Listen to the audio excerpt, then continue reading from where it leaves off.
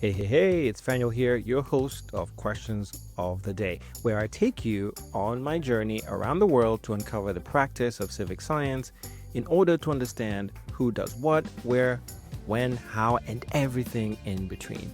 In this conversation on the sidelines of the 2025 Association of Science and Technology Centers Conference, I talk with Will Lach, the Director of Sales from Eriksen Translations, about their work for and in partnership with science museums.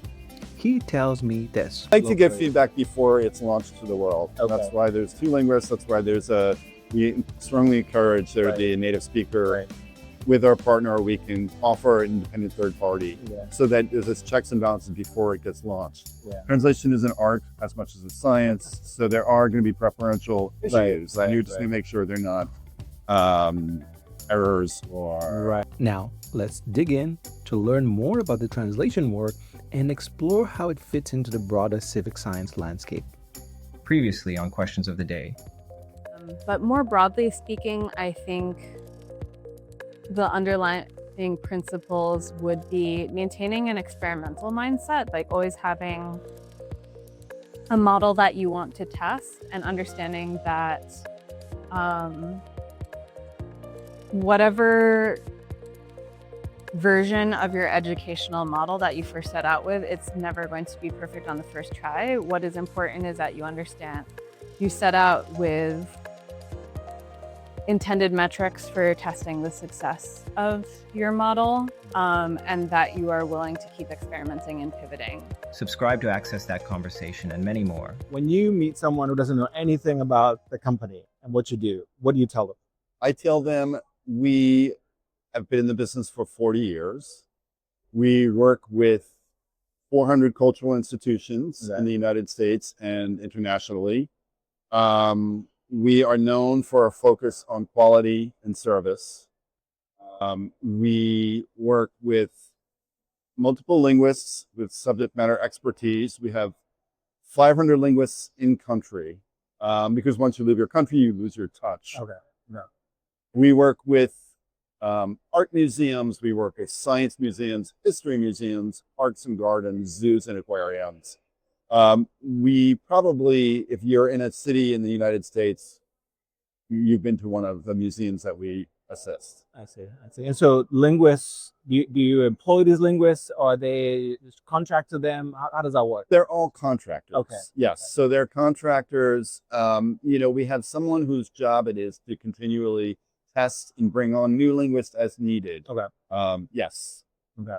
And then you're talking about, we're at the ASTC Conference in San Francisco, right? So clearly the Science Center, that part of your clientele. Is that, give us a breakdown a little bit.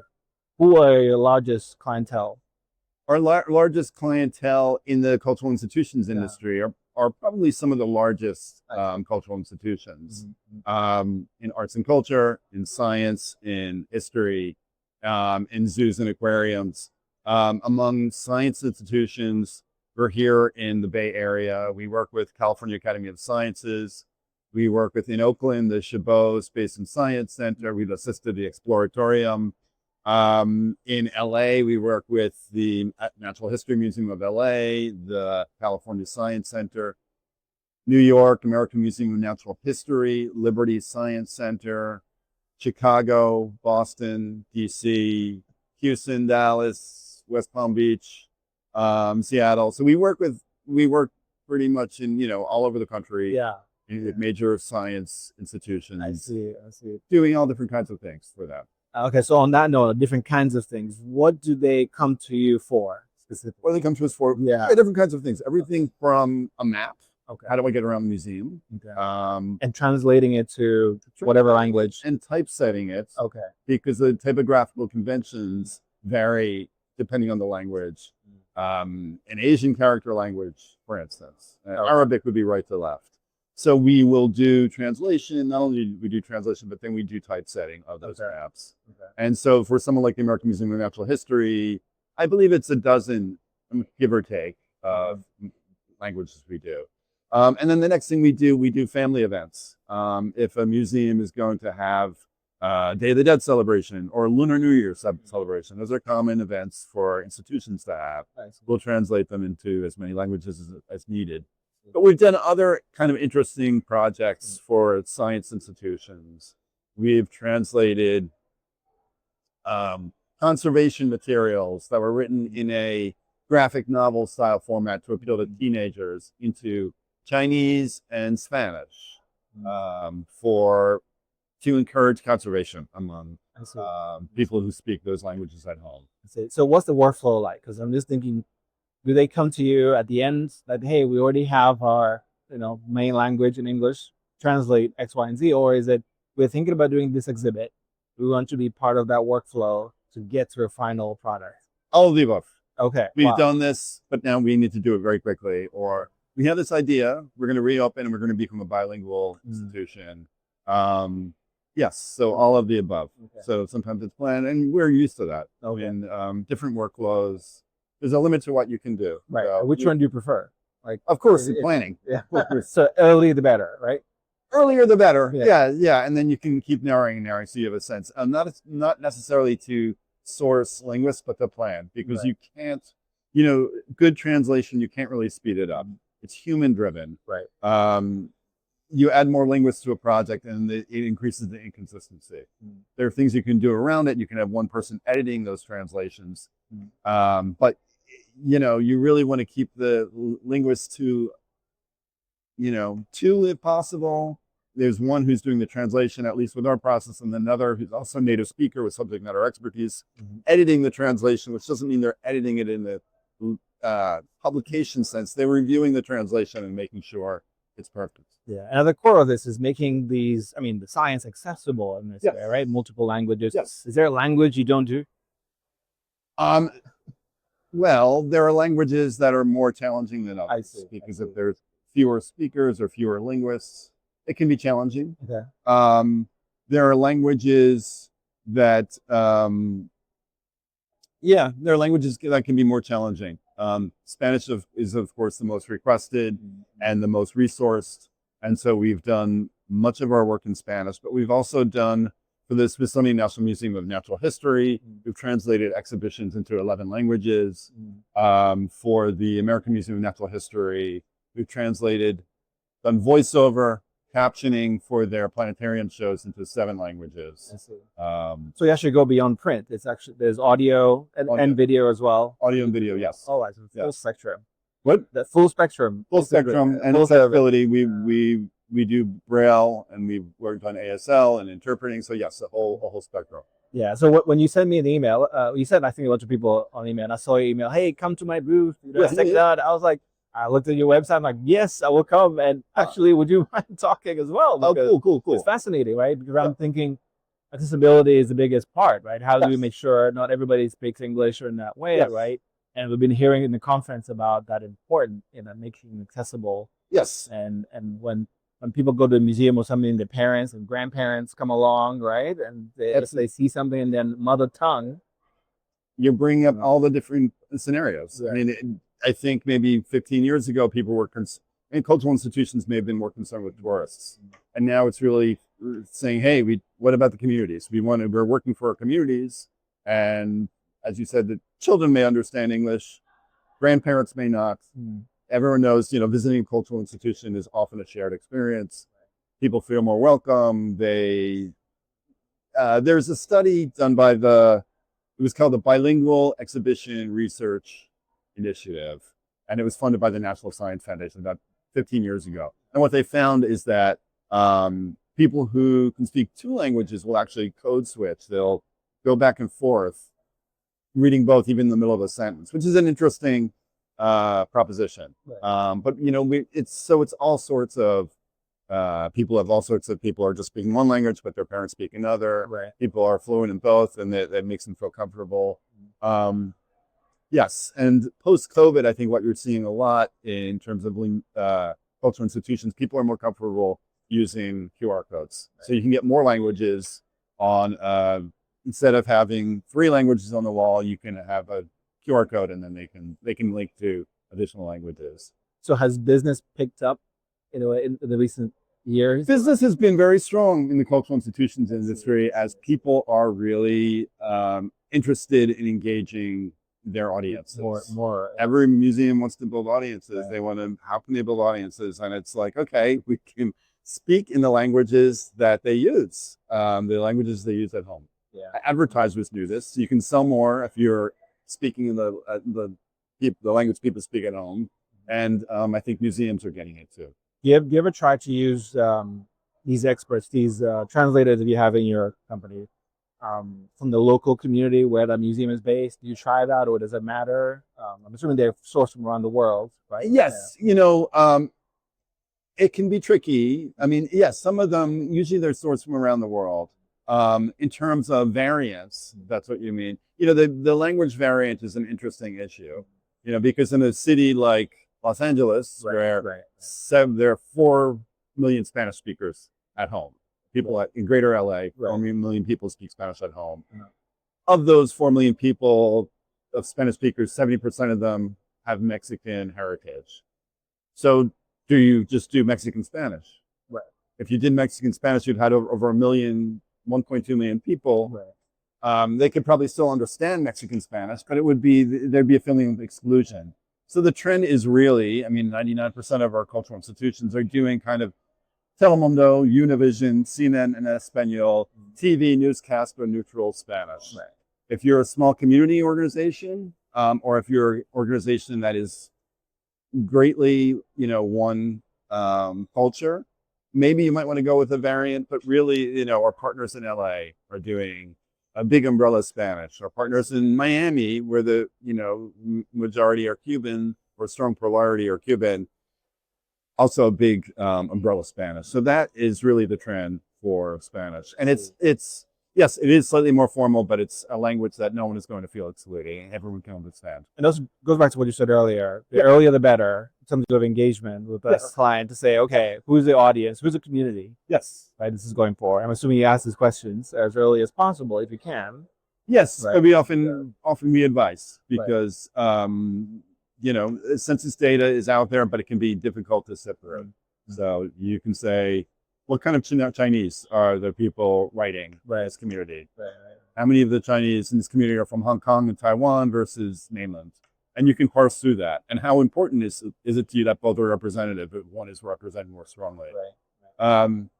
Yes, and in terms of science, before I forget, in terms of science translation, it's different than, say, other fields, because, a lot of, say, art history museums, people ask me if we do a style guide. We do need style guides are useful, but the language of art is really quite finite. The language of science, it's infinite. You can have a show that's written about skin or dinosaurs or the brain, all of which we've done. And it can be written to a 4th grade level, but very quickly it gets very specific. So would you use scientists? Do you have scientists? What we do is we use linguists who have subject matter expertise. I see. So for the show we did in West Palm Beach at the Cox Science Center, we do terminology. So we have the linguists know what questions to ask. Okay. They'll create a terminology sheet. They'll work with the people at the institution or experts to ensure the right terms before they begin the process, because if they do the whole translation and the terms are off, it's a problem.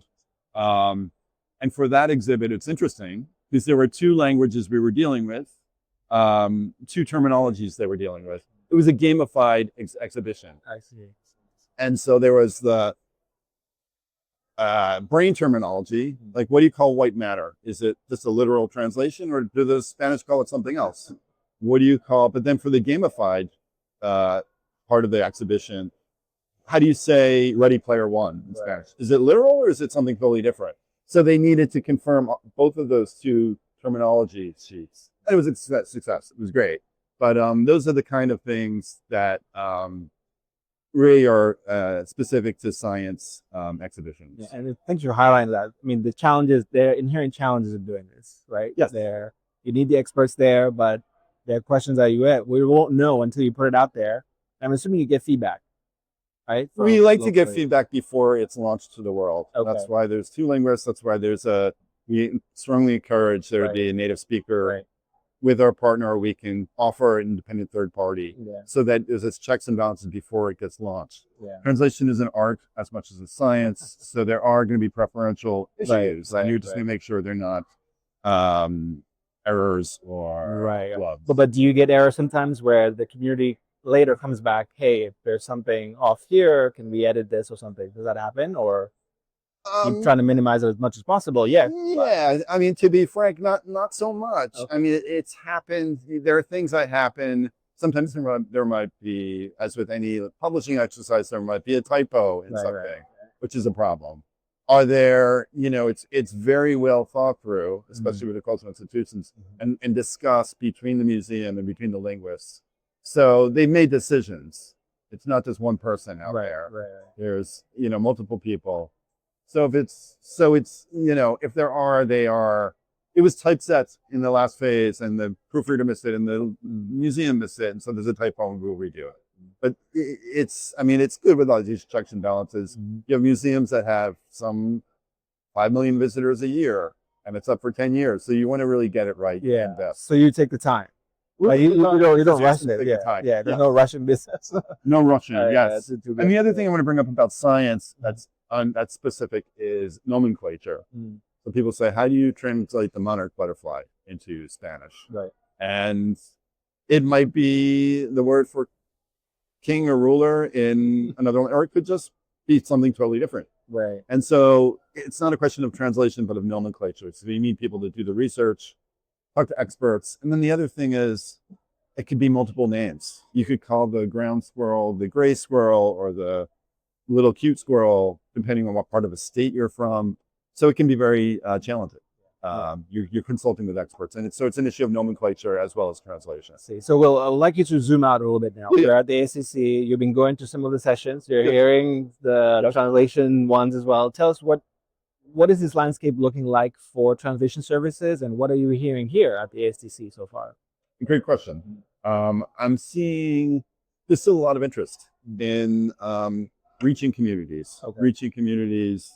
How do I put more than one language we're interested in, or people are really more and more institutions are willing to take the step to be accessible to their communities. And I think people understand that perfect is the enemy of good. Small steps. You just start with a map, or you start with one exhibition. You don't have to do every single exhibition. You do translations as they come up, which is good. It shows confidence and bravery and understanding. There are questions about AI translation, and I think people understand that it's not, as I think people are starting to understand with AI in general, it's not this solution. You can't do AI and let it free in the world. Just be very careful about how you're using it, what languages you're using it with, who is reviewing it. And to be clear, when we've done museum translation, it's been fully human. But people are asking about AI. And so far, I would say, between the amount of savings you get, it's not up to snuff for a museum.